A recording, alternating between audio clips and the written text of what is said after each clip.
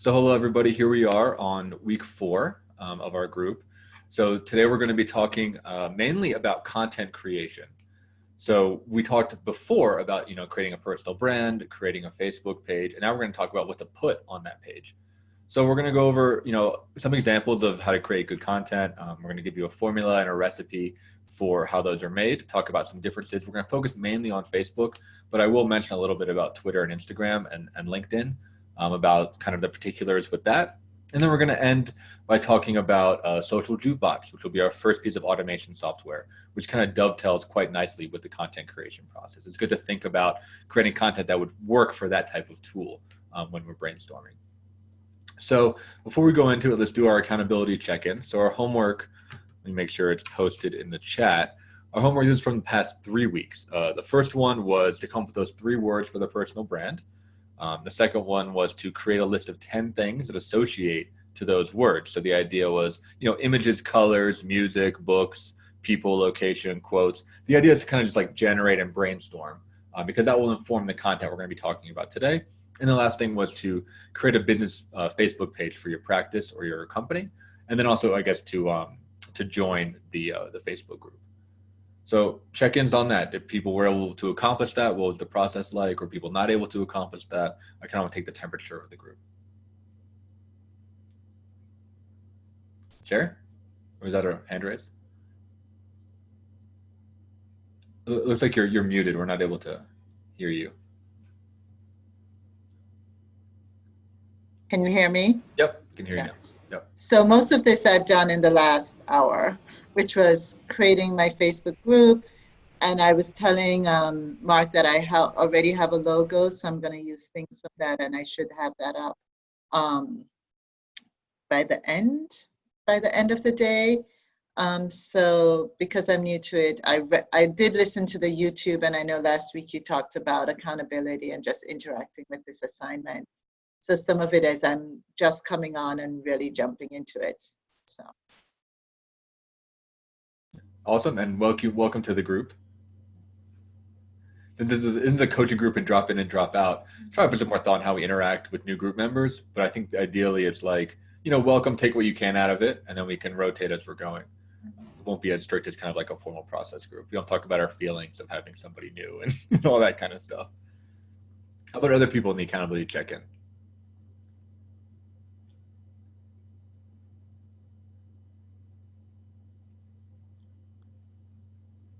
Did anybody not do it? Maybe I'll check in. Yeah. So there's some of it that I've done, and there's some that I'm still struggling with. Like the 3 words and all the stuff that come from that, I still struggle with that. And I'd say a combination of things. One, I'm aware that I need to set specific time up to work on this stuff, because when I'm aware, like I'll get busy and then I'm like, oh, I got to get to that before today. And then today comes and I'm like, oh crap. So I need to set some specific time aside that I regularly work on it, and I think that would help me to dedicate that to it. And then the second piece, in terms of the words and the stuff that came from that, I think I'm still struggling with that method of doing it. But let's see how. But I do have the Facebook page. I just don't have all the content and stuff on it, so I'm working on that. So I'm going to put some designated time to it between now and the next session, and then let's see how I do in terms of the homework. Then we'll see. Yeah, when I work with people individually, I probably should recommend in this group, is to set just 1 hour a week, the same as like a client session, and consider it like the same importance as seeing a client, right? Like you wouldn't cancel them, you wouldn't bump them around. It's just 1 hour a week, and that tends to actually be enough time to get a lot of this stuff done. It's not super time intensive, but it can be emotionally intensive. How about for other people, other check-ins? I'll share. I am feeling like a very good student because my assigned homework is done, but my self-assigned homework I was slacking on. So I tried to take to heart the importance of consistency, and then didn't post anything on any of my social media all the past 2 weeks. Giving myself a little bit of a break. I was out of phone and internet range for a bit on vacation, but yeah, I really like that idea. I think I have the 10 I have several things associated to my words, but I'm like, how do I turn these into content? So I'm really looking forward to today and a recipe of how to make that actually engaging content. Great. Pam or Carrie? I kind of divided my time between my AGPA, the Austin Group Psychotherapy Society marketing stuff, and my work personal page. I came up with 3 new words. Insecure should be my word because I feel insecure about my words, and so that was good to try to nail that down. And I haven't listed out things that fit those words. It's more like when I see something, I'm like, okay, that fits in. So I'm trying to define it that way. And I did 2 videos. So I feel like I'm getting more competency around videos, which I think are good for clicks. So yeah, that's. Oh, and I made a new banner for my Facebook page that was maybe a better fit. So that was fun. Yeah, I saw that. It's beautiful. Really nice work. Carrie, any thoughts? Yeah, I have the Facebook page, but I haven't really done much posting. And same with Instagram, done a little more there. It seems to get more just like organic traction, or like people find it easier. Maybe more people are on Instagram these days. But yeah, just kind of like I don't know if it's perfectionism or just slacking of like, oh, well, I had this idea, but then I don't go through with it and haven't posted yet. Some stuff. So yeah, excited for today. Great. I'm looking on the group. Thank you for sending the link to Sandy. Yeah, I just saw that notification. Hopefully she makes it. She's a live video. That's funny. Okay. All right. So today we're going to talk about 2 things. Well, many things, but the big overarching things are content creation and content curation. And those are 2 different things. And most people tend to prefer one or the other, right? So content creation is more creative. It's like generating things, writing blogs, creating videos, creating graphics, kind of putting your thoughts into words. Content curation is finding content from other sources and providing them to your followers, right? Both are valid. I use both in my strategies, but I'd like people to start to think about which one would be easier, right? So the overarching goal of what we're trying to do is to get something out there. This is a principle that I'll kind of keep returning to, but it's the principle of iteration, right? Which is the idea that, version 1 of pretty much whatever we make, or I'll speak for myself, whatever I make is pretty much hot garbage, right? It's like, iPhone version 1, it's really cool, really revolutionary, but also busted in a lot of ways. And over time, we're going to patch it, we're going to improve it. So I know one thing that I struggled with a lot during this process was perfectionism. Right? I really had this idea. I was looking at, some of the people that I follow on social media. I was looking at some people that I follow on YouTube, and I was like, oh my God, I want to be like them. I want to be posting something that's powerful every day. I want to be, getting a ton of engagement. I want to be getting those hundreds of likes. I want to be getting those like massive conversations. And that just doesn't happen. I mean, that takes years to actually grow a following like that. And it's really common that we're going to kind of, stumble, make some, there's Sandy. Hello. Hey, have you could find us. You're muted right now. It looks like you're trying to talk. But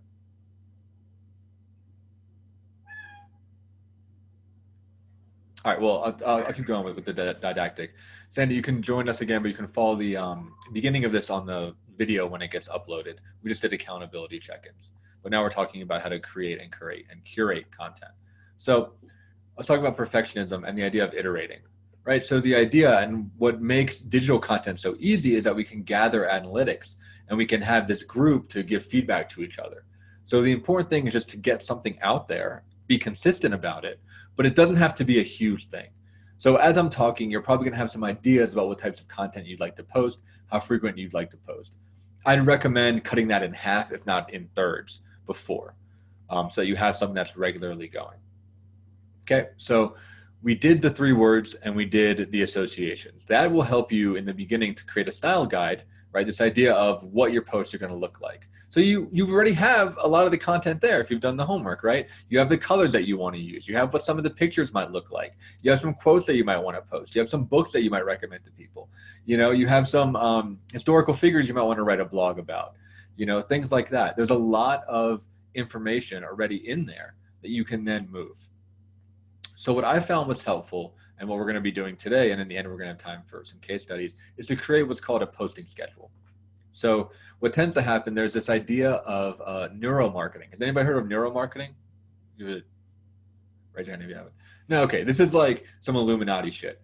Neuromarketing is actually the combination of neuroscience and marketing. It's kind of taken over what was originally kind of behavioral marketing, right? Where you would see things like, you know, popular in the 90s and 80s, like subliminal messaging, or trying to, you know, link emotions with messages. You probably see this in commercials. TV commercials still use a lot of these principles, where they have, like, you know, a funny commercial and then they hit you with the logo. And the idea behind that is that you would associate the funny feeling, the happy feeling that you're having watching the commercial with the logo, with the brand. And that would kind of subconsciously motivate you to make purchases. Turns out that's more or less not true. Like, it's not really exactly how that works. In cases of repeated exposure, yeah, you get a little bit of an effect. But for people that watch, you know, and engage with that content pretty casually, it doesn't seem to have as big of an effect. But what the marketing is finding is that neuromarketing tends to be more effective. And the main thing about neuromarketing that relates to what we're doing is this idea of habit formation, right? And some of you, I'd like to, you know, think as I'm talking, if you experience this, this is very true for digital content, specifically social media, and YouTube is a great example. So if some of you regularly follow YouTube channels, people have the same posting schedule, right? So say you're following someone that does yoga or does, you know, mindfulness. They might have a mindfulness meditation every Monday, and they're going to post that exactly at the same time, right? They might have a yoga video every Friday, and they're going to post that exactly at the same time. They might have a smoothie recommendation or a diet recommendation every Wednesday, and they're going to post that at the same time. And there's this experience that I know I have, I'd imagine other people in the group have, where you come to expect these things, and you expect it almost on a subconscious level. You know, you like tuning in, you know, clicking on YouTube Monday morning. It's like, oh yeah, here's that new meditation that I, you know, I'm used to having. It creates an attachment, right? Literally like an attachment style to the content creator. And many of these are actually pretty subconscious, where, you know, if you ask somebody to identify it, they wouldn't really be aware, but they might feel like something was up or something was off if they weren't posting regularly, or if they didn't see their kind of regular menu of content delivered to them. So this is important for us because, you know, because we're in a noisy social media world, right? So it's very important that our message is very clear and very consistent, because it can often get lost, and people are not going to engage with everything. So let's see if I can make that more real. A common mistake that people make on social media is that they post kind of like whatever strikes their fancy, and they post it at pretty inconsistent time periods, right? It's like you're on the internet, you're trolling around, you find a blog, you're like, oh, this is cool, and you just share it right to your social media, right? Maybe it gets posted at like 10 p.m. at night, and it's on something that is kind of related to your brand, but not really. It's kind of more to do with, you know, the mood you were feeling in that time. And maybe you have, you know, a week of semi-depression when you're on your computer a lot and you're just posting a lot. And then you have a week where you're traveling, right? Or what Angela was saying, you have a week where maybe you're out of cell phone service and you're not posting at all, right? That creates this kind of like stutter step in the attachment, right? And people subconsciously start to not rely on the posting as much, right? It becomes inconsistent, and people either disengage or overtly engage, right? If you can think of it in terms of attachments, I like doing that because we're talking to therapists, right? People will either get avoidant or they'll get anxious around that type of pattern. But if you're consistent, if you're secure, then people will adopt the security, right? And actually feel more safe in the way that they're engaging with you. Does that make sense to people? Can you get a thumbs up if that makes sense? Yeah, this is a field of neuromarketing. It's really, really interesting. So we're going to develop a posting schedule. And like I said, it can be a combination of creation and curation. So I'll use mine as an example. So what I do is I post 5 days a week. Now, you definitely do not have to do that. It took me literally 2 years, maybe more like 2.5, 3, to get up to that level where I'm able to churn out that much content. I recommend for people starting once a week is fine, right? Even twice a month is fine. You know, the idea is that you're practicing using these tools, and over time, you'll be able to build more systems. the main reason I can post once 5 days a week is because I use automation tools, which we're going to show toward the end of this session. So I'm not actually posting. I'm actually only posting once a week. So here's mine. So on Mondays, I do music. So I do a song, right, that, that talks about psychology, a lot of Pink Floyd. I talk about songs about addiction recovery, songs that kind of talk about, the darker side of the human experience. I guess I should say, as a reminder, my 3 words are liberation, darkness, and shocking. So I'm trying to find songs that kind of remind me of that, right? That kind of evoke those types of things. So a lot of these like painful sad boy songs, right? That, talk about the suffering that people have, or talk about redemption, or talk about recovery. Songs that are very lyrical. I tend to bring a lot of those in on Monday. On Tuesday is the only content that I create live, which I do a video.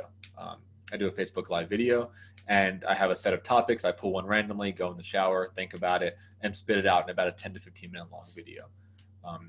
One of our future topics we'll spend a whole session on video because that's interest of people. On Wednesday, I do what's called a microblog. So a microblog is designed for social media consumption. It's no more than 300 words. It's very short. It's based off of, an inspirational meme. If you go on my page, you can see those. It's like, like a set of text. It's a quote, or it's something that, is like a words of wisdom or whatever. And I just kind of style on that. A note on that, it's easier for me to riff than it is to create. So I have an employee that finds those for me, and she schedules them, posts them for me. And then I just, I'm surprised when I see the meme too, right? And then I just write a little microblog based off of that. I found that was way easier for me and more reliable for me to create rather than having to create a blog from scratch. Honestly, I'm not a big writer. I like speaking a lot more, and probably in 2020, I'll probably stop doing those and do more video content because that's just more natural for me. But I did the blogs for about a couple years, and they get pretty good traction. On Thursday, I recycle something from the archive, which is another kind of hot tip, is many people, content creators, are posting regularly, but they don't recycle anything, which is kind of a waste of energy and time, right? Because we do a lot of effort. We make a video, we make a blog, maybe we're on a podcast, we do an interview, we get an award, whatever, right? We post it once, but then it just kind of gets lost in the archive. So from one of the classes that I took on marketing, recycling content's been pretty good for me because 2 reasons. One, right, the people that follow you are not going to see your stuff every day. The way the algorithm works, there's not as much share to everybody. And 2, ideally, if you're doing this right, you're going to be getting new followers, and they're not going to see the historical content.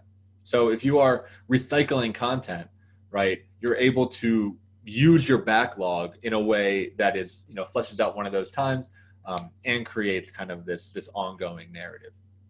And then on Friday, I do a book of the week. I do a book recommendation. And again, those are things that are trying to evoke those 3 words, shocking, liberation, and darkness. These are books that I've personally read. And I keep it really simple. I just do like a very, very quick review, again, less than 300 words. And another kind of hot tip is I'm an Amazon associate, or an Amazon, I think it's affiliate is what it's called now, which means that if somebody buys the book from the link that I post on social media, I get a percentage of the money.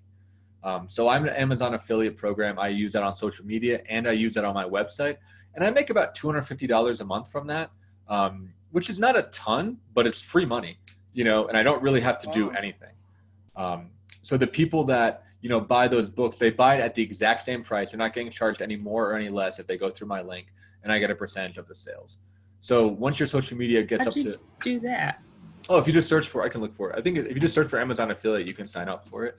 The thing about it though, which is like a little bit, it is called Amazon Associate. I was right. I'll post that in the chat and I'll add it to the Facebook group.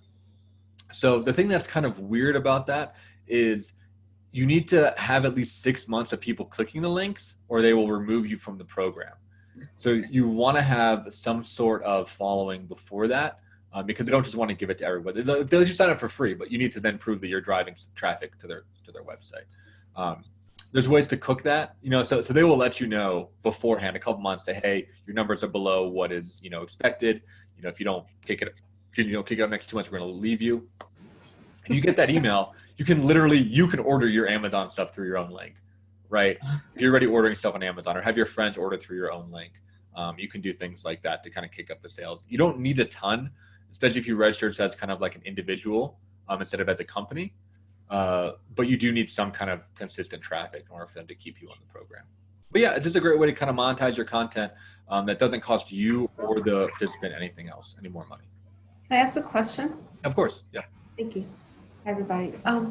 So I have a question about recommendations. I feel a little queasy about that as, you know, a licensed therapist. Is there some liability with that? I know with testimonials, I don't think we're allowed to do testimonials. I'm not really sure how that works.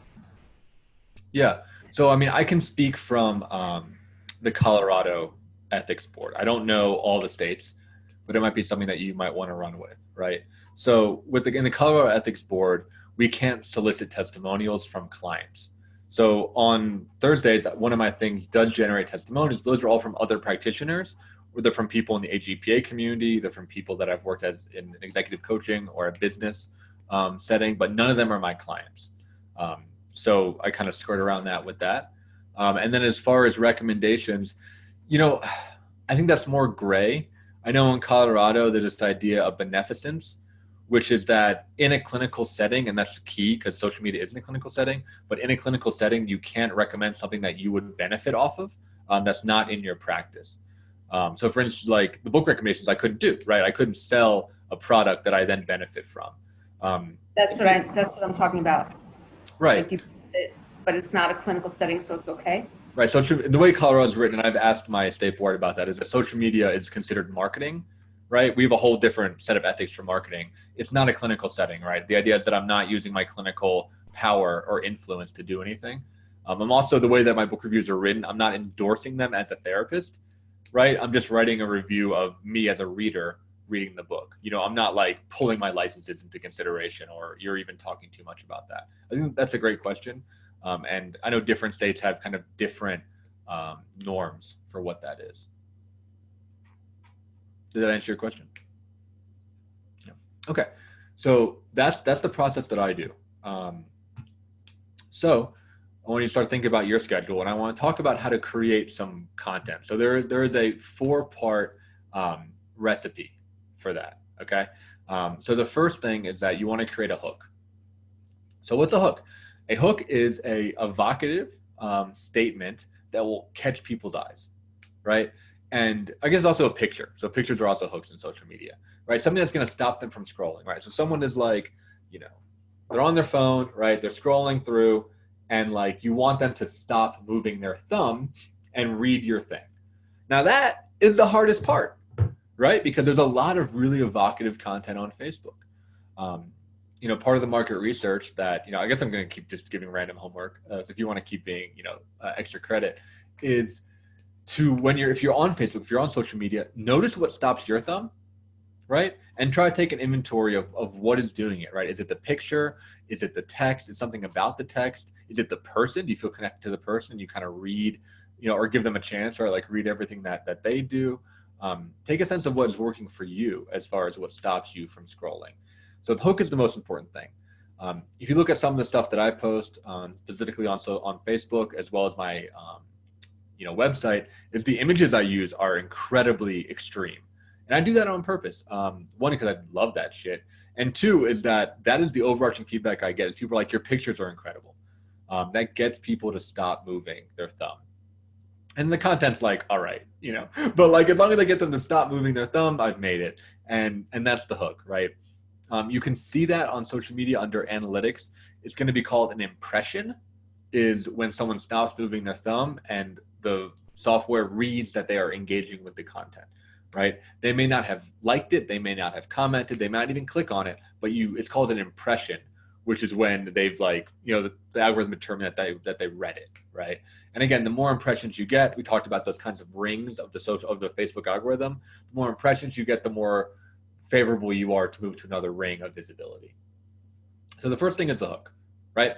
You know, something like, you know, stats tend to work, evocative statements tend to work, referencing something that's popular in the news tends to work, right? Something that's already getting people going. Like I said, a picture tends to work. Things like that, stuff that like is going to stop. And I actually mentioned on the the Facebook page under, I think Pam posted something about a TED Talk, is you can see, right, where Facebook does this kind of see more thing. So anything that you write, and it's not that much. It's about like, let's say maybe like 200 characters, right? Like after that, people don't see what you're writing. So it's literally your first sentence has to be that hook in order to get them to click see more or to press it on their phone. So the hook is first and foremost to get them to go. Right? So the first thing is a hook. The second thing is a presentation of value. Presentation of value. So what do I mean by that? Something that's going to give them something in their life, going to give them value in life. And there's a lot of ways to give value, right? So when we think of as terms of professionals, we think of value as information, right? You're teaching somebody something new. You're making them think about something in a different way. You're offering them a different frame. You're giving them a piece of theory, right? That's value. And that's, as knowledge workers, that's our primary source of value, is delivering information, delivering knowledge to our customers. But there's other ways to offer value too, right? Here's some other ones. One that doesn't get talked about enough is emotional value, right? So if you read something and it makes you feel good, literally, right? If it evokes an emotion, that provides value to the consumer, right? So that you can see that with a lot of Instagram people. There's a lot of Instagram people that are kind of motivational, right? Or like hype people. A lot of this is, I call them like Brene Brown people, right? Where it's like their posts are things like, it's okay to feel shame, right? Or you got this, you can do it, or everybody struggles, right? These things that if someone is suffering, right, they're going to read that and they're actually going to get value out of statements like that. You can think of them as, kind of micro therapy interventions, right? Validating, right? Normalizing, things that we do as practitioners can really help, and thus they can provide emotional value. Another piece of value, to kind of tie it back to the Amazon thing, is providing them with resources. So for me, a lot of that is books, but that can be, for you, books for sure, articles, videos. For those of you who maybe work in more curriculum-based groups, things like a DBT exercise or an ACT exercise, a recording of a meditation, anything like that, something that they can kind of take away, a link to a podcast, anything like that, as long as it's kind of in line, again, with your 3 words and your brand, a deliverable, right? Something that is a takeaway that's valuable. Ideally, something that is very easy to listen to. So either that can be consumed directly from social media, or something that can be consumed by a streaming player. So essentially, when you click on the site, it plays, say it's an audio file, it plays the audio file automatically. People do not want to, this is important because I've seen some therapists make this mistake. People do not want to download things onto their computer, right? Because, their fear of virus, fear of privacy, things like that. So if you're trying to have them download an audio file or download a PDF, I see that a lot. It's often not very effective because people don't trust downloading random things off of Facebook, as they should. Like you shouldn't be downloading stuff off of social media. So you want to make sure if you are delivering content, it is something that is able to be accessed from the web browser without needing to download a program or anything like that, or download a PDF, anything like that. So there's some ways to offer value. So hook, value. Number 3 is a statement of expertise, right? So this is really critical for knowledge work, is you talk about why the value that you're offering means anything, right? So the statement of expertise isn't saying like, I'm a therapist and this is meaningful. The statement of expertise is more show, don't tell. So what I mean by that is talking about the content, talking about the value through the lens of a professional, right? So for instance, say, I'll use Pam because I got her thing up. She has, the Power of Woman's Anger TED Talk. So say you put that up there, and I think you totally did this, right? Like you present the video, which is their content, but then you talk about it through your lens as a practitioner, right? How it relates to you, which I think is what you did here. You did some really good things about big step, bigger steps, and biggest steps, right? The idea of how you can take action on it. You're presenting this idea of what to do with the information as a professional, getting your voice out there. Again, a really common mistake that people use that people do is that they share content, but they don't comment on the content, right? They just deliver the value, which is great traffic for the people that you're supporting, right? For the podcast or whatever, but doesn't really connect people to you, right? People are interested in your take on it, and you can really show your personal brand, show your expertise, show some of your theoretical orientation on there. And it's also good. It's okay to disagree. You know, I probably don't need to say that to this group. I think therapists, we're more okay with that, but it's okay to post something and to have a differing opinion. You know, the caveat being, if you're always posting shit and just like talking shit about stuff, that's not a good look, right? But if you're like, hey, I agree with 60% of this article, and here's the 40% where might do it differently, or I might talk about it differently, that shows some kind of critical thinking. And it lets you kind of style off of some pre-existing content or some pre-existing value. And then the very last thing is a call to action. So call to action is actually, let's see. Yeah, so Pam, you have to do some good call to actions. I would actually encourage you to do even a smaller step. So the call to action is how they can engage with the post itself, right? So if you look at Pam's thing, using it as an example, these are actually really great. She talked about the small step, which is observing anger, right? Her video was on women and anger. So the first one is observing your relationship to anger, right? Her bigger step was finding a book about anger. Her biggest step was making a list of things that, piss you off or that you can, channel that energy into. And her biggest step was seeing a therapist or joining a group, right? I love that format. The only thing I would add would be a micro step. So the call to action is this idea of telling people how to engage with you right there in the moment. So there's kind of two ways that people tend to do this, and it really depends on your brand and your audience, right? So the more professional way, which I think honestly right now is like a little bit less effective, but it is professional, which is the idea of telling people how to comment. So, hey, comment below if you've been angry, right? Or comment below if you've experienced angry women in your life. Was your mom angry? Is your sister angry, right? Comment below of the way that your anger manifests in the world. And the key here is that less is more. You want to be very direct in your call to action, right? So for instance, asking somebody how they're doing today is actually a harder question than asking them what you have for breakfast, right? What you have for breakfast is a very clear answer. People say, oh, eggs, right? And they can just kind of spit that out. What you did today, either you get a vague answer like, I'm doing fine, right? Or you get something where they try to think too much about it and they can often get lost. So a very specific yes, no, multiple choice, direct answer can be very helpful for commenting. Reason being, one, you want to drive engagement, get people used to commenting on your stuff. And two, it's going to help with the algorithm because it's going to create more impressions, more interactions, more engagements. The other way that people tend to be doing it on social media is, is the question, Latoya? Yeah. Yeah, previously we were talking about not having the comments and stuff about we were talking about the people trolling and all that kind of stuff. So you have, let me try to be specific. So I think I removed, I put it in the category of we're posting stuff not for people to comment on it. And so it sounds like that's not the case. Yeah, that's not the case. It might have been misunderstanding. So let me talk more about that and I'll see if I can answer what you're saying. So to your point about trolls, that will happen, is you will get haters, right? If you invite comments, you'll get people that will perhaps make fun of the content or say something sarcastic, right? Or disagree. It's very common that you're going to actually get that first. You're going to get that before you get people that are supportive. That's normal. That's the internet. It's kind of like a scuzzy place sometimes. What's great about that is that you can always delete those comments, right? If it's something that's like offensive or hurtful, you can delete them, you can block them, you can remove them. Facebook actually has quite a bit of good kind of anti-harassment policies in there.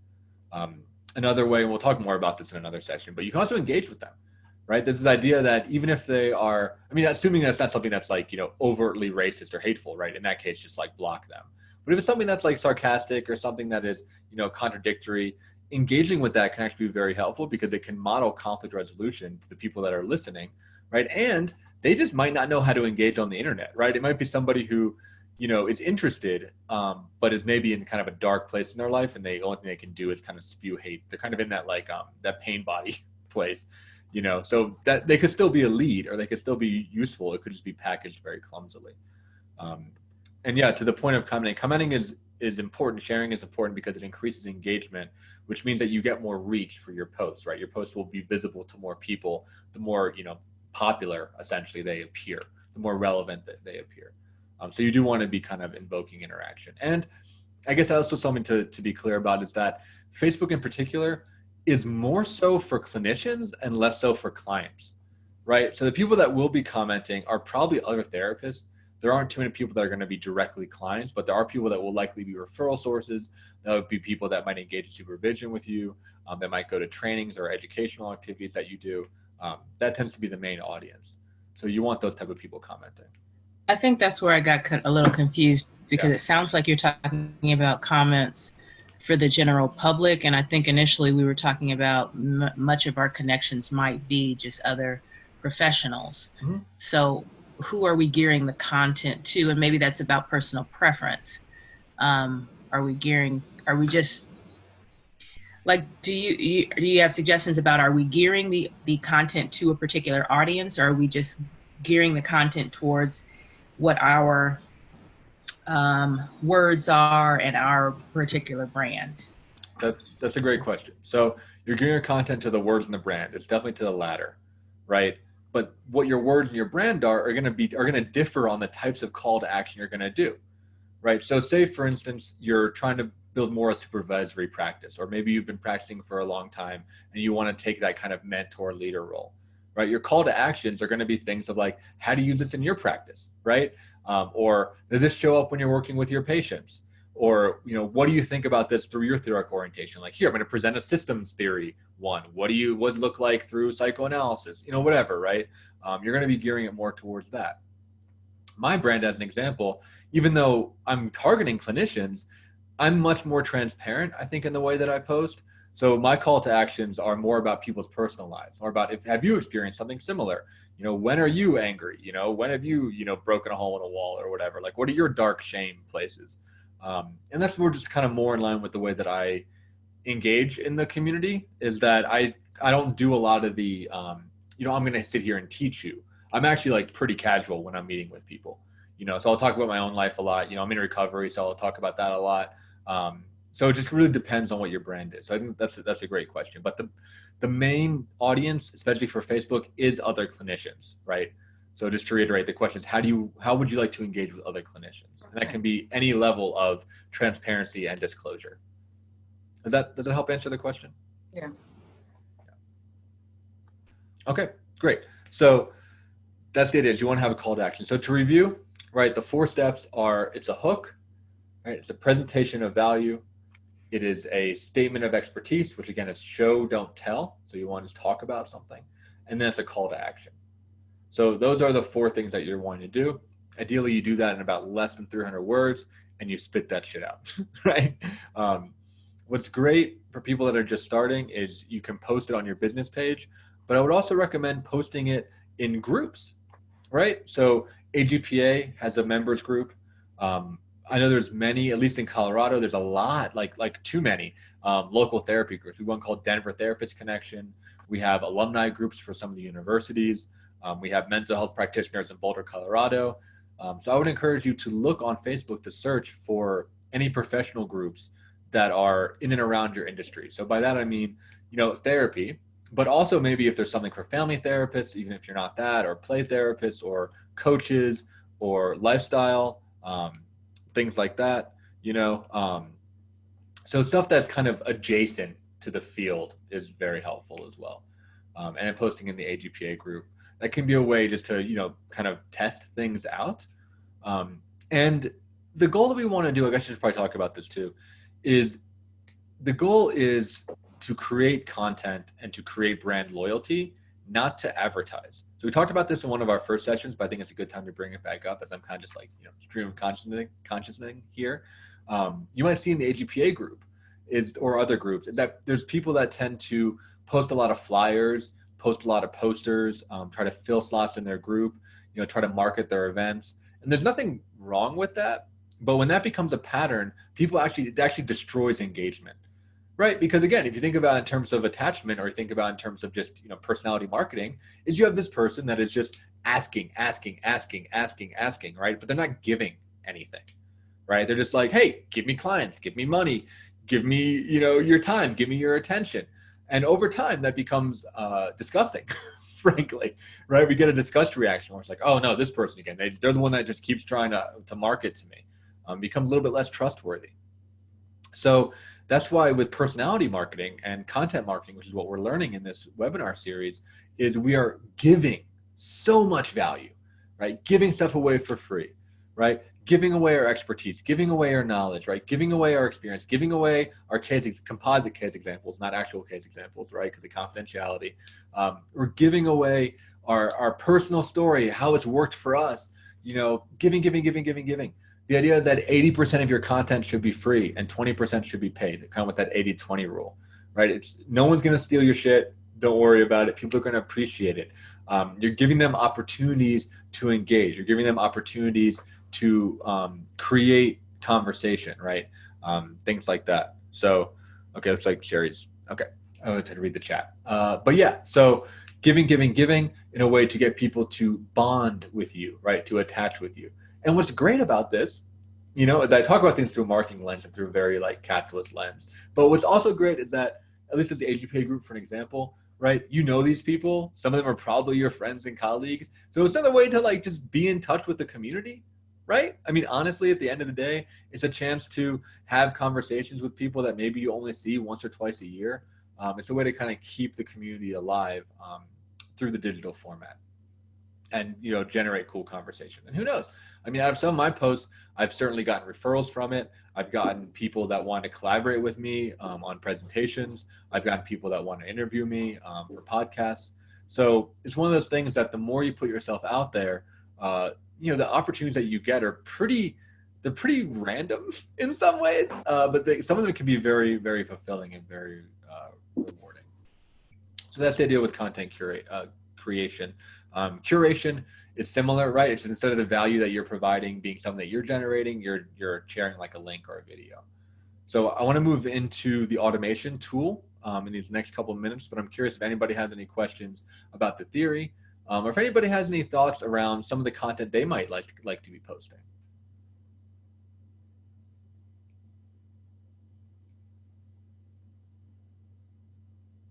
Well, it's just a thought. I was thinking about podcasts and my relationship with podcasters and how important that comes. I hadn't thought about it that way, but I look forward to the day of the week for certain podcasts. And so anyway, I like thinking of it in terms of relationship and nurturing those relationships in that way. That's cool.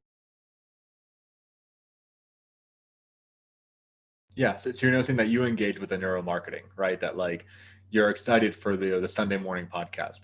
And again, it might feel weird if you had a Sunday without the new episode, right? It'd be like, oh, what is that person okay? What happened? Other people, any thoughts, any questions, takeaways? I like the schedule idea, whatever the schedule is, whether it's once a week, once a month, multiple days per week, but I do like that you laid out an example of scheduling. So thank you.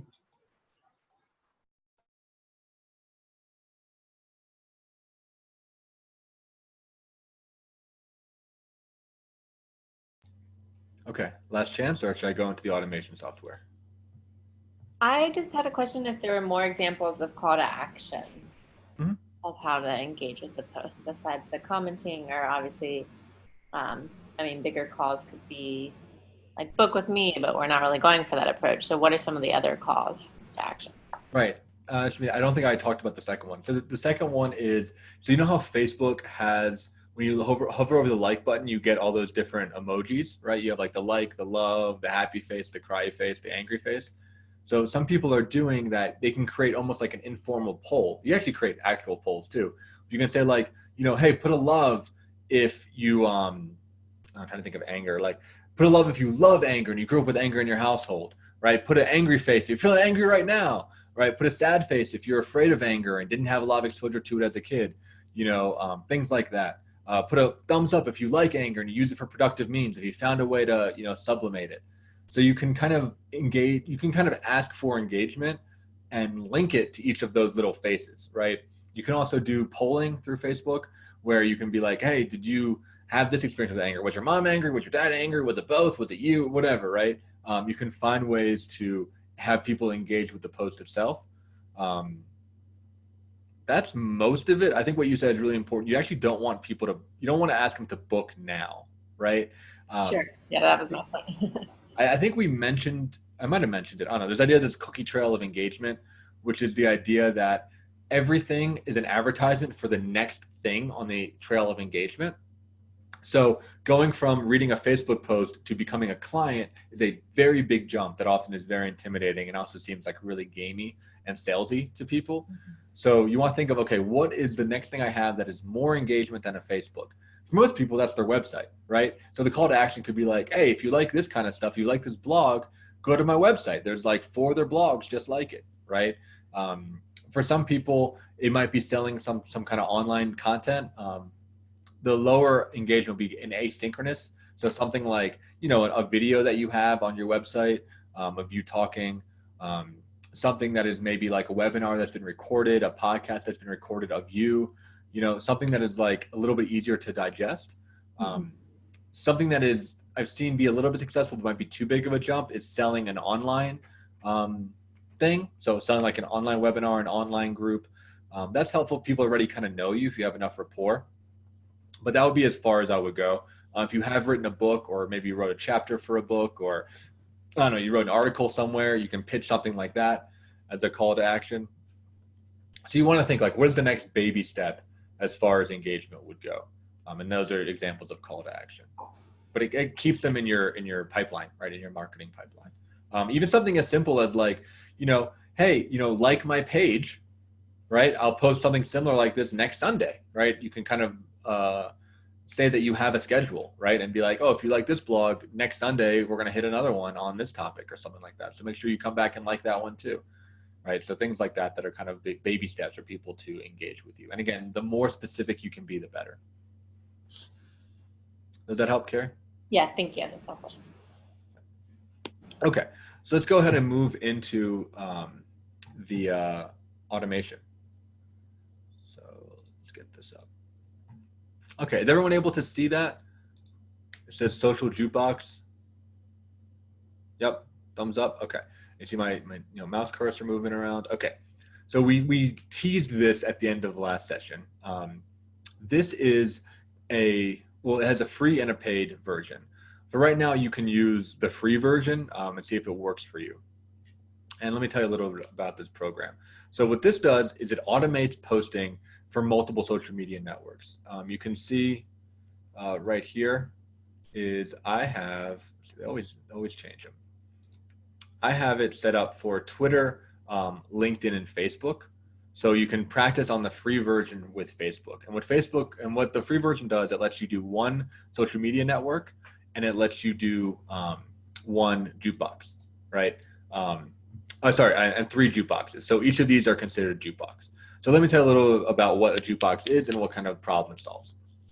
So I'll use Book of the Week because I talked about that one as an example, right? So you have here, I have 60 entries, right? I have 60 books of the week.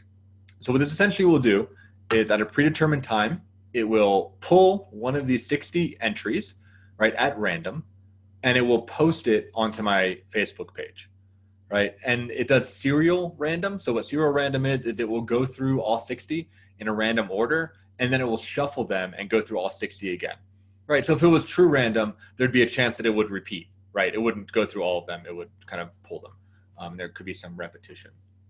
So you can think of this like a jukebox or a playlist. It's going to go through all 60 before it repeats.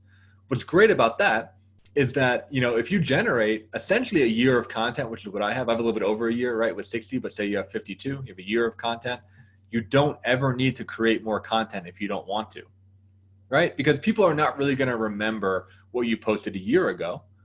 Similarly, if you're getting new subscribers, they're not going to see stuff from a year back. So about a year of content is the gold standard.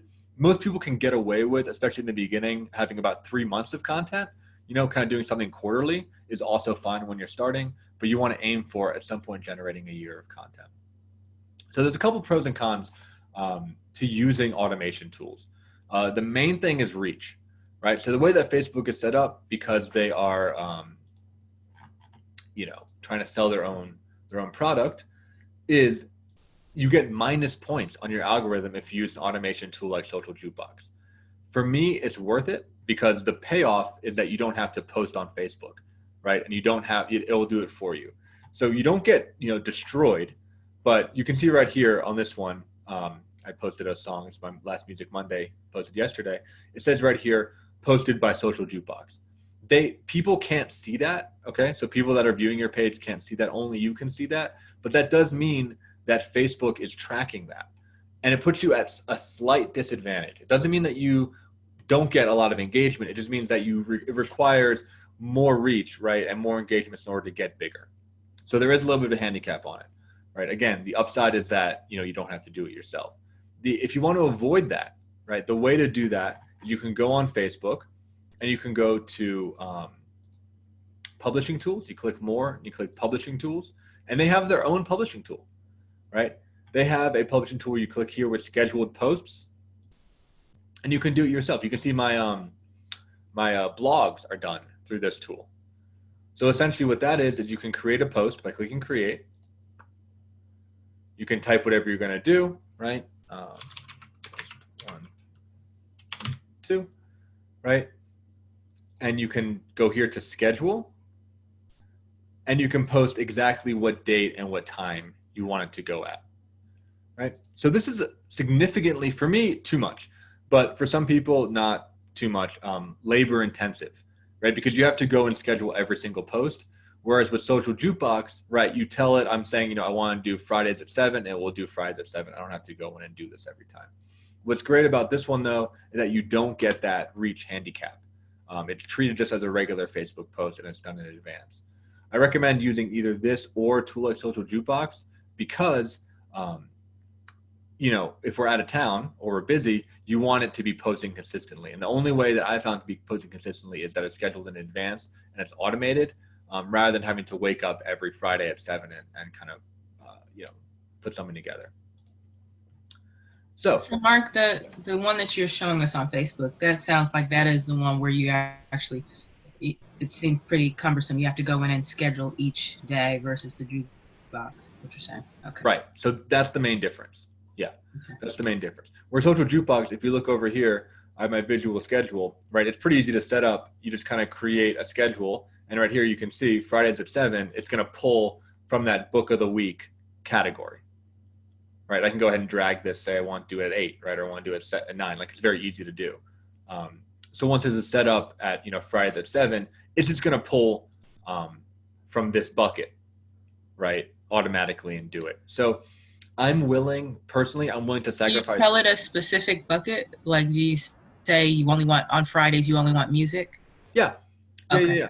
So if you look at the visual schedule, thank you for doing this. The visual schedule, you can see I have 3 ones running right now. I have Music Monday. I have original content, book of the week. Okay. So I can tell it to do whatever I want, right? And then these are the 3 buckets that I've made. Okay, gotcha. Right? And they're automatically posting, right? So the way this works is pretty easy. If you want to add something, you can just click Add New Post. You type your text in here, you put your image, you save it, and it's done, right? And it will automatically format with Facebook. So you can see with my books of the week, right? They have, the thing, they have the picture, and they post, right? And they have, buy the book on Amazon. These are my affiliate links, right? So this is where I can monetize and make money from that. So it kind of goes through this. So did you wait to create your content before you started using the automated tools? Yeah. Or how did you do it? So I created 3 months in advance. And my goal, I did this throughout a year. My goal was to end up with 1 year of content, which is what I did. And I did it about 3 months at a time, right? So I tend to work, I'm an addict. I tend to work in binge mode. I like that a lot better. So I scheduled every quarter, I scheduled a Saturday actually where I would sit down for about 4 hours and I would create 3 months of content, right? That's my work style, right? Some people like having the doing it an hour every week, right? Some people maybe want to go on a retreat and do the whole year, right? Like I've had some people that I've coached that, just literally go to a hotel for a weekend and just like do it, right? So there's depending on just how you work and what helps to motivate you. That's kind of how it works. But again, you do some level of content in advance so that you have a bulk of something to pull from, essentially, whatever mode you do it. But having like a certain bulk of content that you can then automate it to pull from. Mm-hmm. Right. Right. Yeah. So ideally do 3 months, right? Because if you're motivated and once you get that on, then you can turn the system on. Then you can have 3 months of kind of like dilly-dallying until you have to create another 3 months. Right. I have a question. Yes. If people don't like or comment, how do you know if they read it? Oh, yeah. So it'll say on the page here, and that's tough to know about. Reading is tough, but you can say here where there's people reached, right? This is called, another word for this is impressions. This means that from this post, which is all right for me, is that 67 people stopped, right? They stopped scrolling when this came out, right? Is that automatically on your page? Yeah, so this gets automatically posted. This is my business page, my Facebook business page. But it automatically shows on your business page those statistics. Yes. Okay. Yeah. So people reach is literally stopped, and the engagements is people that either liked or commented, right? Or it calls people that clicked on a link, right? So people that clicked on this actual music was only 7 people, which seems like shit, but that's actually pretty common for social media, right? The idea is that we're creating consistent posts. So over time, you get kind of more with that. So here's this one, right? Around kind of the same numbers. This one's a little bit more, right? 100 people, 24. So people are posting. So yeah, you can see it right there on your business page. It's collecting analytics automatically. Okay, so what's great about this, like I said, it kind of goes out automatically. So if you're not feeling it that day, at least it's going to happen. So I encourage using this from the beginning. So there's one thing that is worth noting, and I've kind of always struggled to find a way to express this. So I will check again for comprehension. What's really important about this, using this tool, is that it's something that is not time dependent. So what I mean by that is, in your jukebox is you want content where you don't really care which one comes out, right? So for instance, for the book of the week, right? Like, I don't care what book the book of the week is, as long as it's a book, right? So the counter argument would be, so things that you don't want to post in a jukebox would be something that's time dependent. So things that are recent news stories, right? You don't want to do that, because that news story or that thing, it might get posted 6 months down the line when that news story is irrelevant, right? Also similar for if you're advertising something, advertising a workshop or advertising a talk you're giving. You don't want to do that in social jukebox, because the advertisement might come out after you've given the workshop, right? Or even for a group, you don't really want to market a group through this, because your group might be full, or you might have decided to close it, or whatever, right? Like things can change. So this is called static content, right? So you want static content in a jukebox-like format. Something that is time dependent is called dynamic content, right? That's more of a traditional marketing campaign. And we'll spend more time talking about those in a future session, but we're starting right now just with static, value delivering content. And you can notice, right, with all of these that I'm giving out, none of these are asks. I mean, the only thing that could be considered maybe an ask would be the book of the week does have a purchase link. But this is just like, here's a song, right? Here's a book, original content. People ask about those. Here's a blog that I wrote, right? Here's a testimonial that I wrote. Here's, a podcast that I was interviewed on, something like that, right? They're pure value, right? None of these are actually advertisements. Although they are expressing my brand, and that is the advertisement, right? The advertisement is the brand expression. None of them are actually selling anything. So do you, in terms of the content, because that's one of the things I get concerned about, is, you use a platform and that platform changes or no longer exists. So do you create the content and keep it on your, like a Word document or somewhere else, and then post it on here? Or how do you handle it? Great question. So if you see on here, right, there's a great thing that says download posts. So that's another reason. So one of the values that I hold is I like owning my data. Actually, I don't mind if other people own it, but I need to own it too, right? Yeah. So if you click download posts, it should just like generate that. I don't know if y'all can see that, but it will essentially, let's see, because I think this is important. Share. Boop. Okay. So it is formatted a little bit odd, but you can, extend these out. So right here, you download all, it just kind of dumps it into a spreadsheet. Oh, but right. Excel spreadsheet, and it has the title. Yeah, it has the title, it has all this. I mean, these get bigger, right? So if I were to extend that, you can see there's the whole post right there. Okay. So you have all that. What's also great about this tool is since you can download posts, you can also upload posts. So That's what I was going to ask you. Yeah, if you've done some of that work, I'll make sure we're back over here. So if you upload posts, right, it'll say right here exactly how to format it. You can actually download a template as well that you can just fill in with the content. And you can upload posts. So if you have data or something that you've created for another job or another marketing coach or whatever, right, you can upload it right there, and it'll format it for you automatically. What's also good about the paid version, I think it's like $15 a month. You'll have to double check me on that. I do have to disclose as part AGPA standards is that I do not benefit from Social Jukebox in any way, shape, or form. I do not own any other company. I don't make any money if you buy this product. I actually have to say that out loud for AGPA. So yeah, I don't benefit. So if you buy the paid version, you can hit Jukebox Library, and you get people that have already done this, right? So some of them. So again, if you're more of a curator and less of a creator, this can be really helpful, right? So I started to do one that's like useful. So if you do on a Wednesday Wisdom, let's download this one. I usually demo the guinea pig one because that one's like goofy as hell. But we'll do Wednesday Wisdom. So no, look, do the guinea pig. Well, I think this is more relevant to the group page. I can show the guinea pig one. But if you do this, look, I mean, right now we downloaded, here's 50 posts, right, that are already made that have, see if you can see it on my screen. Did you see this like giant thing when I overlay it? Okay. Yeah. So this is probably not the best way, but you can see that these are like the little inspirational memes that are already done for you, right? That already have the post and the quote and a hashtag already set up. So what you can do is say you work better this way. You can download a couple of these jukeboxes. You do have to pay for it. You don't get that in the free version, but you can download some of these libraries and then just go ahead and edit them, right? So like maybe you like number 1, number 2, but number 3 doesn't really work. You can just click here and you can click, delete it.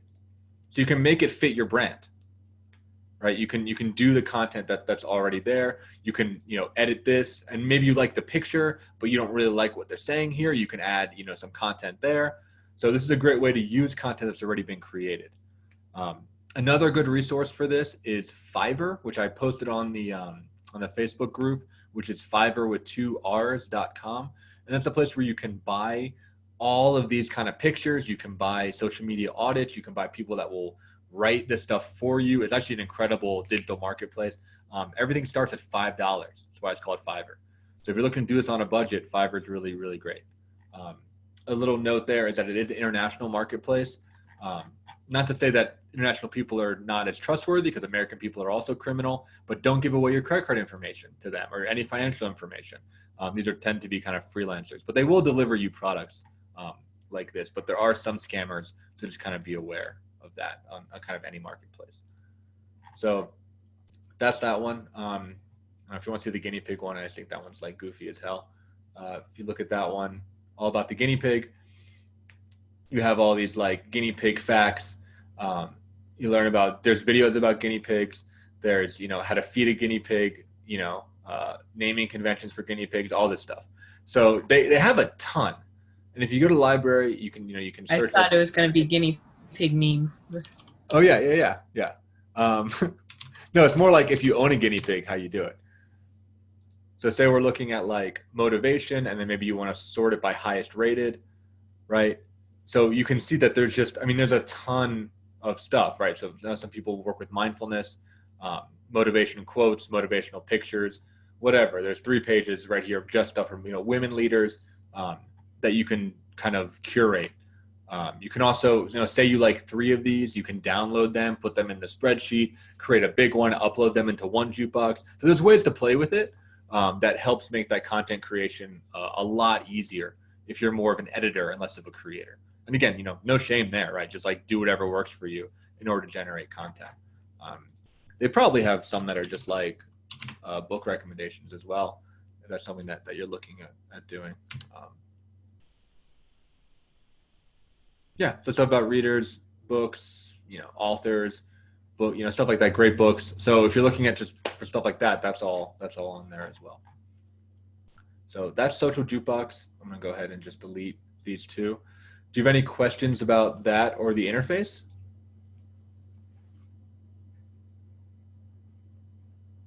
If you're talking, Latoya, you're muted. Yeah. To link to that interface, is that separate from Facebook, or you find it in from going through Facebook? This is separate. You go to socialjukebox.com. Okay. I can post that in the chat. It's also posted already in the Facebook group. And you can sign up for it. You can buy it through there. But you link, and then it shows you how to link it to Facebook. Yeah. So you log in with your Facebook account, and it links the two of them together. It's pretty. Once you get there, it's pretty self-explanatory. Yeah. Oh, so you saw how to create memes. If there's some time, I can talk about that. But are there any other questions about Social Jukebox itself? It doesn't have to be today. It can be just at some point in time down the road. Yeah, it's simple though. Yeah. I have a question. Yeah. I use MailChimp with the Austin Group Psychotherapy Society, and I assume it's a similar program. I've already learned how to use it, so I don't really want to learn a new one. What do you think of MailChimp? MailChimp is great, but MailChimp is for email. It's not so much for social media. So with the emails, It does have a social media share function, but what it does is it will share like the newsletter or the thing that MailChimp generates. It will share that specifically for social media, specifically for Facebook, LinkedIn, and Twitter. It does all three of those. Okay. But I think MailChimp's great. I mean, that's the one that we use for Four Corners. I think it's really easy to use as far as email list management goes.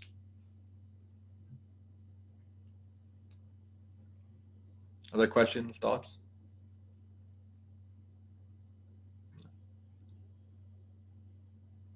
Okay, let's quickly do a resource for memes, and then we can spend our last 10 minutes or so doing case studies.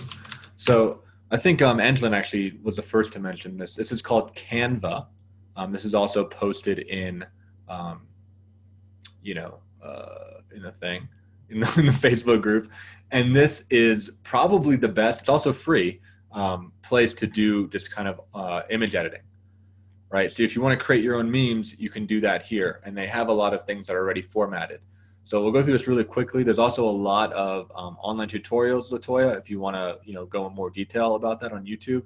So for instance, you click on social media, which is here. I think specifically, are you able to create, like if I have a picture, for example, and I simply want to put my quotes on my own pictures as opposed to pulling pictures from, like I like taking photographs. So if I have particular photographs and I want to put a quote across it, is there a way to do that? This will do that, right? So you go to Canva, okay. It has some great templates. So say you want to do this is like, the very classic meme template, right? Okay. What you can do is you can take this picture out and you can put your picture in there, right? Okay. And then you can change this writing to what your quote is. Thank you. Right. You can see they also have this template, which is also kind of a pretty cool one, right? Where you can put your picture here, you can put the quotes down there, right? You can change these. There's another similar template, right? Where you can put your picture here, you can put your quote up there. Yeah. So it's a good program to do that. Great. Okay. So let's do stop share. So let's use our last 10 minutes or so for case studies.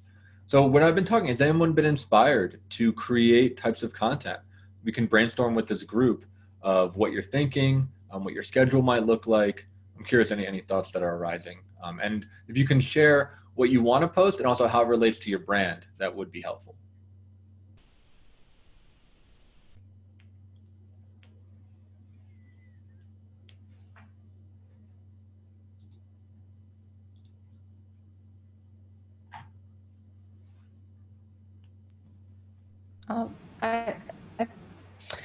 I can say that I think every other week is probably realistic for me, and it's in some ways what I have been doing. And then would it be okay to then randomly share other things as I want to, as I find something or have a group that I want? Yeah, share. I would encourage you to try to schedule that. And that's actually a way that the Facebook scheduling one, the one that I showed you through their site, would be helpful. So say you find something and say you want to do on Thursdays at 7, instead of creating a whole jukebox about it, you could just schedule it to come out at that day. Okay. Yeah. Okay. That'd be a good application of that. I should also talk about that. I think so. Posting times, the best times that are shown generally across the board, and there's a caveat which I'll get to, but generally across the board is early mornings, right? So mine go out at 7 a.m. 6 a.m. is also effective. Essentially, the idea is you want to populate people's news feed before they get on social media in the morning. A lot of people use social media right when they wake up. Some of you might be in that category. That tends to be the simplest way to post. Other ones that are useful is during the weekends, because people are kind of just trolling on their computer a lot of the time then. Anything after about 5 or 6 is not effective, because many people are, with their families. They usually use social media right before going to bed, but there's often not a lot of engagement there, right? It's more people like just kind of zoning out and just scrolling past. They're not going to be commenting or liking as much as they might if you hit them kind of first thing in the morning. So as a rule of thumb, post around 6 or 7 a.m. in the morning. That gives it time to get into the news feed. The caveat is as you post, and if we talked about gathering analytics, which we'll get to how to read those, if your analytics say something different based on your location, your region, your audience, then you can just go with that, right? But you want to start with something that is, in the morning is a little bit more universal. That's a good place to start. Any other case studies? Anything else that people feel inspired by, feel motivated to create? Okay, maybe I'm like I told you, I still am struggling with that 3 words. So, and I'm trying to balance, like I know we're not process oriented, but I'm struggling with the idea that all of this is really flowing from like our brand. And when I'm just mind wise, I don't like nudging it down to the 3 words and going from there. That's a difficult process for me, or I don't operate kind of like that way. So it's kind of, I'm finding that to be a challenge. So, like I know we're moving along at a good clip, but I'm wishing that we could spend some time really revisiting or talking about like the branding piece of it, because everything seems to be tied to that. And I'd like to be able to spend like some more time on that. And I will dedicate some space and time to actually work on those homework items. But I'm still it almost feels like it's very brainy to me as opposed to the emotional piece, even though the words chosen, they kind of are like some eliciting an emotional piece to it. It's very on the intellectual side for me, as opposed to the melding of the intellectual and the emotional. So and maybe everybody else is like, they've gotten that down pat, but for me, it moved very quickly through that piece, and I'm still kind of struggling to tie that to the rest of the stuff. And I don't know if there are other options as opposed to just the 3 words and the pictures and stuff around the 3 words. So other options for the marketing piece and the branding piece, other avenues, other venues. I don't know if I'm saying this correctly, but you know what I'm saying? So I don't know if that's clear. Yeah. There's other paradigms in addition to this 3 words, or is that like, No, that's just the one that I found to be useful. There are definitely other paradigms. So one that is maybe a little bit more creative, perhaps more emotional, that people like doing is this idea of vision boarding, right? Which I'm sure you've... Again? Vision boarding? Have you heard of doing a vision board? Oh, yes. Yes. So that might be more along the I lines. like vision boards. Yeah, like that's definitely more emotional, more creative, less verbal. Right? But that is the same idea, really, right? Is that you just can collect a bunch of images or colors or, words, right? Anything, and put them all together, smatter them all together, and get like a vibe, right? That kind of comes off of that board of what you're going for. You can do that, either physically, or Pinterest is actually a social media network that actually lets you pretty much just create vision boards digitally, if you don't have, arts and craft supplies with you. So that could be a way to do it. For the purpose of this one, I will keep referring to the 3 words just so there's kind of a through line in all the webinars. But the goal, right, it doesn't really matter how you get there, but the goal is that there is some sort of boundaried brand identity that is not too open. I see that as too much of an issue that some people just are kind of posting, like I said, how they feel that day or what strikes their fancy or what's currently getting them up in arms, which is not bad. It's just inconsistent, right? And can create a confusing marketing message for the consumer, right? I think So the goal really is a parameter or a focus area or like some kind of container, whether Right. it's 3 or 5 or whatever, but some kind of container. So it's just not like everything. You have some focused content right. that's relevant to you. Right. And you can think about it. I mean, you probably did this when you were building your practice, right? It's like coming up with your clinical niche, right? That's a hard thing for a lot of practitioners. I know it was for me. This is a very similar process to that, right? Okay. Where having some kind of niche, some kind of specialty tends to be more successful than just being a generalist and taking everyone and doing everything. So that's kind of the intention behind the 3 words. So the way that you get to it is is up to you, but that's the intention. It sounds like you understand what the goal of it is or what the utility of it is. Yeah.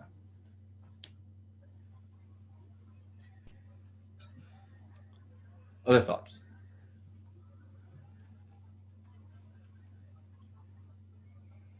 I'm noticing a like mental battle or block I'm having around, especially thinking about like generating content that's sort of just like repeated throughout the year.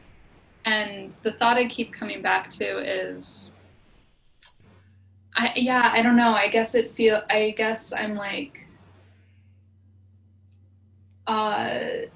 wondering about the importance of having that much content. Like if I'm like gonna plan it out and have like kind of different forms of content that are there and set to come out like at a set time versus just like having a fewer posts or fewer things that are kind of original or useful or relevant in the moment. And I'm noticing like, I'm noticing a like question or doubt, like, is it really worth it to have that much content that I guess that's my question, and how to evaluate.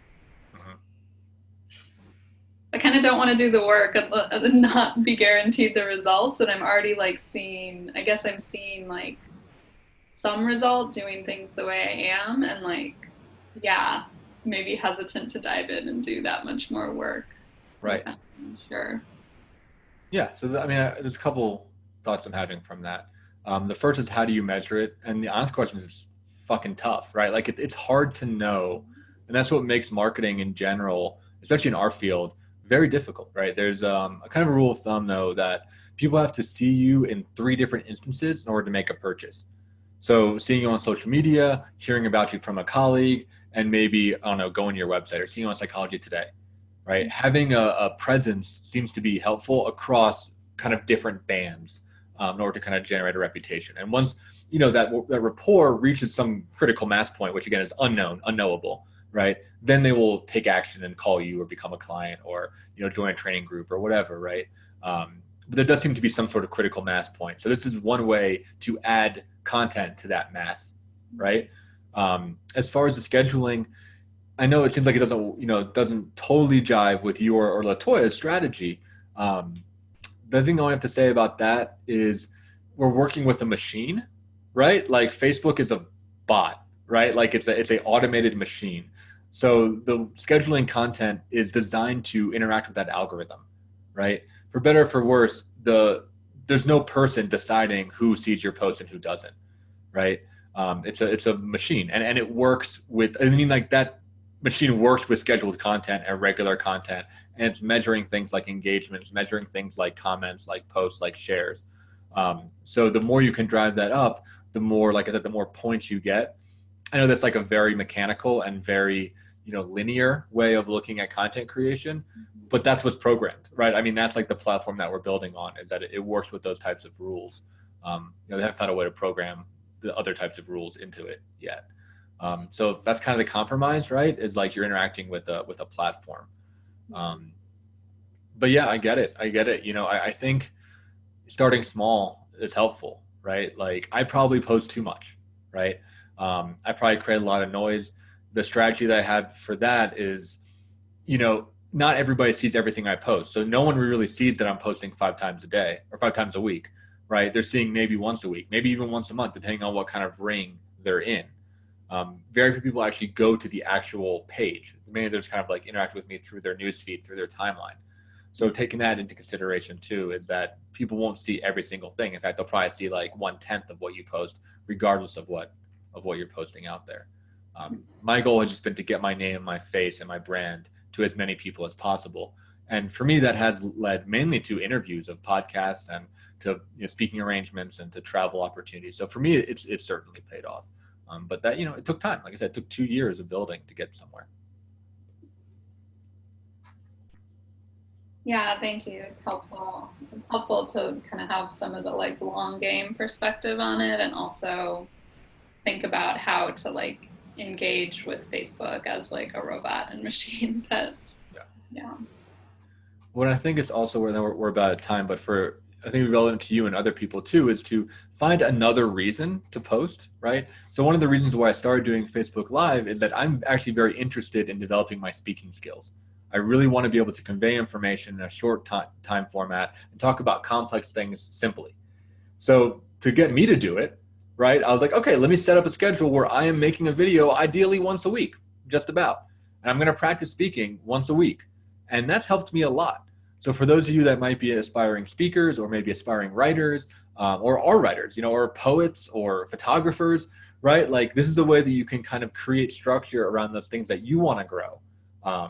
So that there's kind of a synergetic thing that's happening as well, right? Like it's another way to practice some skills that might benefit you professionally or personally. I found that helpful. I think that's the thing, Mark. Like for me, it's not about like the automation piece is great. It's the making sure that the content really does resonate with me or resonate with us. It's not just like you got this automation and stuff going on, but it's not really relevant to who I am as a clinician. Like, does that make sense? So I appreciate you mentioning like if you like to do photography or if you like to speak, but that's where you're identifying what really resonates with you, which to me is a better motivator for doing the work when I feel like it really resonates with really who I am as a clinician. Right. It's an opportunity to practice. Yeah. And to get feedback, right? Like I get feedback on my speaking from my videos, which I think makes me a better speaker for when I do a keynote or when I present a workshop or something like that, right? Like I demo, like I do a lot of workshops and keynotes now. So I demo some of those topics in videos beforehand so then I can get feedback on something I might be getting paid to talk about. And I can kind of refine it as I'm doing it. So that structure has helped me just develop, as a person and a professional. So we do have to end here. So I will post, the homework will be to post your content creation schedule, and it can be just a general draft, right? It doesn't have to be set in stone, but some idea of what your schedule might want to look like or what types of content you might want to be putting together. And I'll post that homework in the Facebook group. Okay, take care, everybody, and we will talk again in a couple weeks. Bye. Bye, thank you. Bye, thank you.